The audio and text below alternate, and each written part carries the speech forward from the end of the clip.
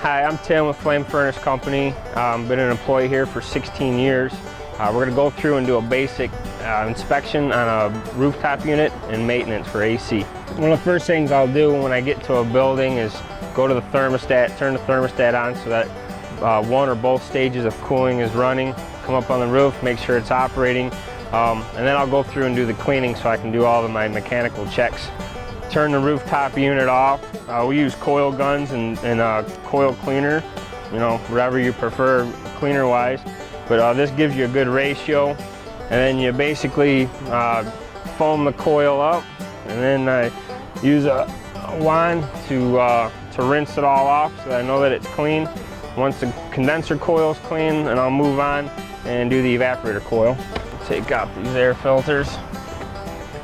So this is a rinse-free coil cleaner. The coil is relatively clean, so let's do a quick spray of the coil just to get it wet with the cleaner, and then we'll put new air filters in there.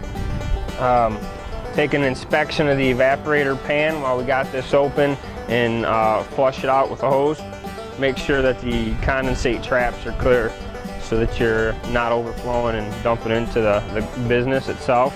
You got to have clean filters. That affects the airflow and for the cooling and the heating. Now we'll go over and we'll check the belt.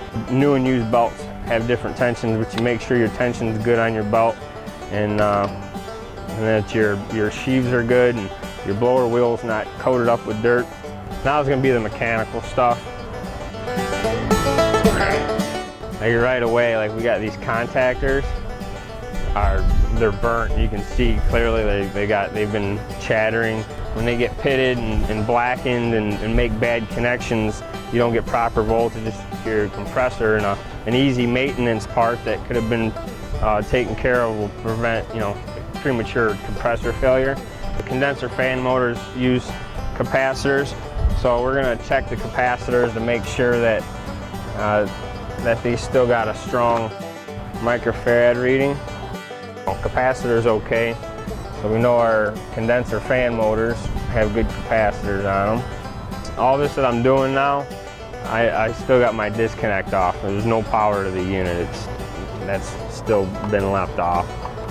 So I go through and you make sure all the connections are tight.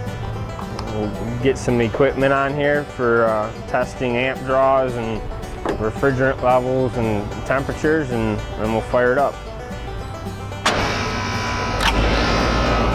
We got, you know, amp draw of 1.9 on the blower. And you compare that to the data plate telling you where it's at, and it'll give you a ballpark whether you're in your range.